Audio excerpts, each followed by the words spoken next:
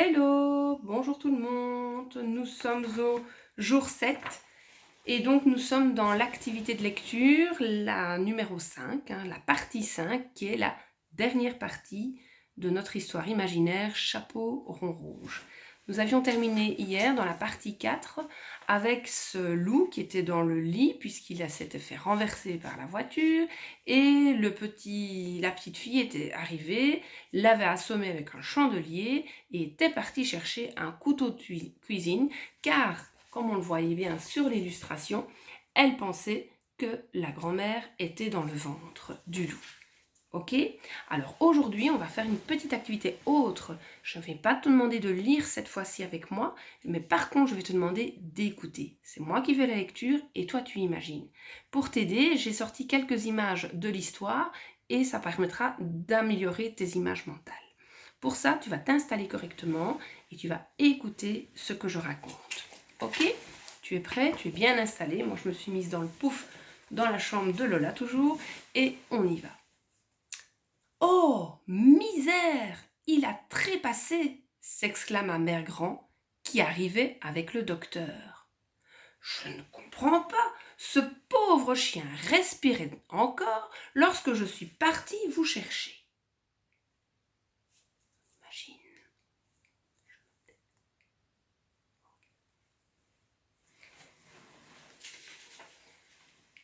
Oh, Mère Grand, tu es vivante. Je croyais que le chien t'avait dévoré. Je voulais te sauver. Et maintenant, il est mort. C'est ma faute.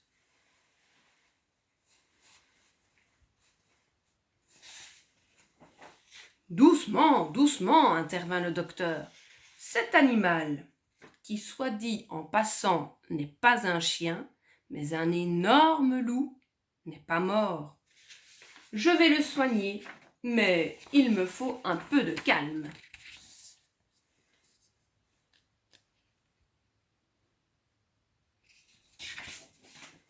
Le docteur réussit à sauver l'animal qui passa sa très longue convalescence chez Mère Grand.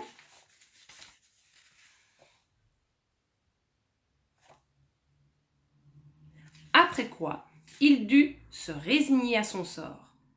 Sa réputation de loup féroce en avait pris un coup. Il finit donc ses jours auprès de la vieille dame.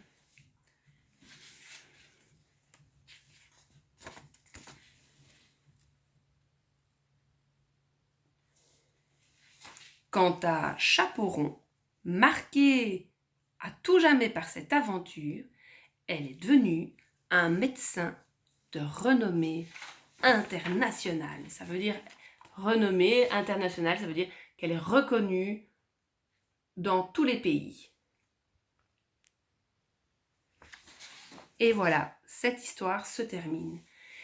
J'espère qu'elle t'a plu. Moi, je la trouvais chouette parce qu'elle change un peu de cette histoire du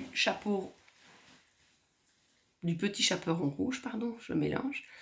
Et au moins, elle nous fait découvrir une histoire un peu plus comique. À la suite de ça, aujourd'hui, je te propose 2 choses. La première, t'entraîner pour ta lecture orale. C'est une très bonne chose. Tu reprends les textes, 1 texte, 2 textes, 3 textes si tu es un wagon rouge, 1 texte, 2 textes, wagon rose. Le wagon jaune peut franchement faire aussi toute la page, parce que vous le connaissez de plus en plus tous ces mots, sans problème. Et puis, toujours à la maison, il y a le dernier questionnaire qui est repris ici, avec les 6 premières questions. Et puis, en question 7, c'est un petit peu ce qu'on a fait cette semaine. Je l'ai fait plusieurs fois. Je t'ai mis des mots en noir foncé. Et chaque fois, tu dois choisir la personne dont on parle. Donc, ce sont souvent des pronoms.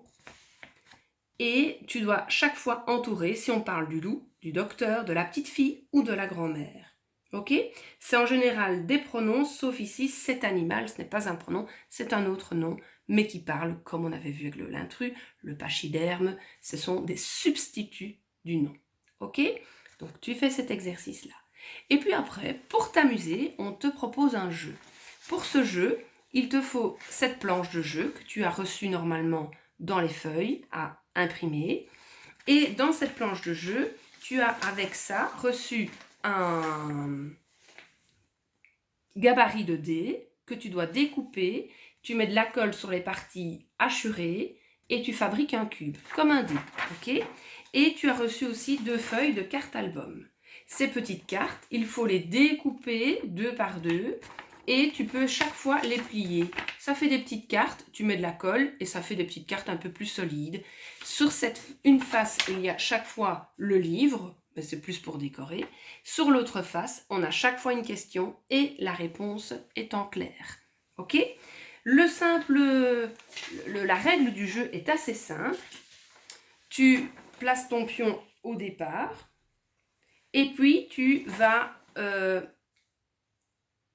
lancer le dé et en fonction de la face sur laquelle tu vas tomber, tu auras une action à faire. Tire une carte album, eh bien, tu auras fabriqué un petit paquet de cartes album, tu tires une carte, tu lis la question et tu dois trouver la réponse. Très facile. Fais une phrase avec le mot lu. Exemple, si tu es tombé sur la case ici, le mot rouge, tu fabriques une phrase avec le mot rouge à l'intérieur.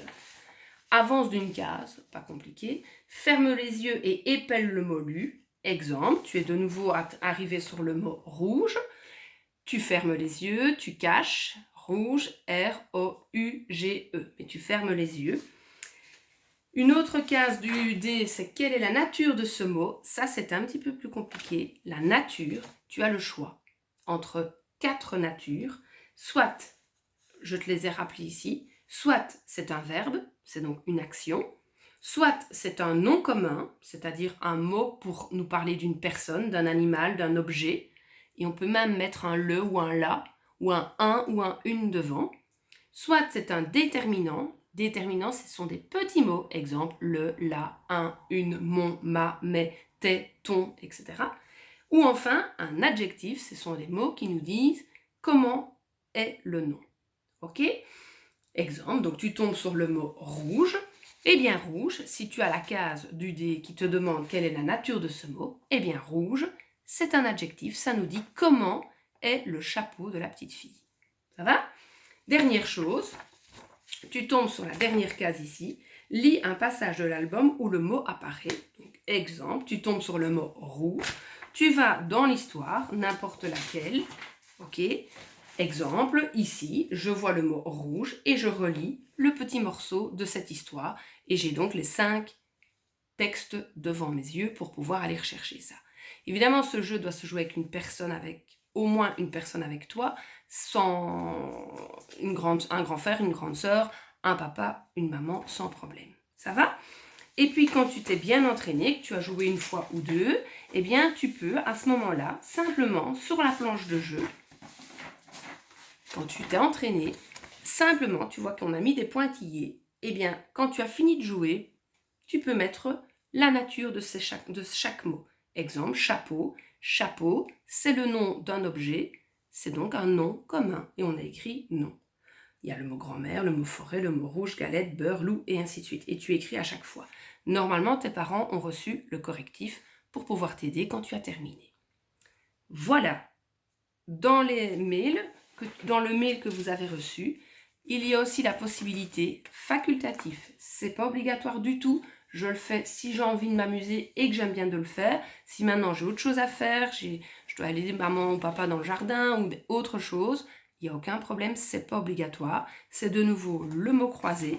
Et pour vous aider à réaliser ce mot croisé, vous avez des petites fiches qui a un numéro. Donc c'est le numéro exemple 12. Le numéro 12. Je cherche le numéro 12, il est ici, on l'écrit en vertical et on me dit faire une chute, tomber brusquement et j'ai les lettres pour m'aider et je les remets dans l'ordre. Exemple, c'était valdinguer. Voilà. Là aussi, les parents ont reçu normalement le correctif pour pouvoir corriger ton travail. Eh bien, je te souhaite une bonne journée, un bon entraînement pour ta lecture orale, n'oublie pas, parce que ça c'est le plus important. Et je te dis à bientôt pour une autre histoire.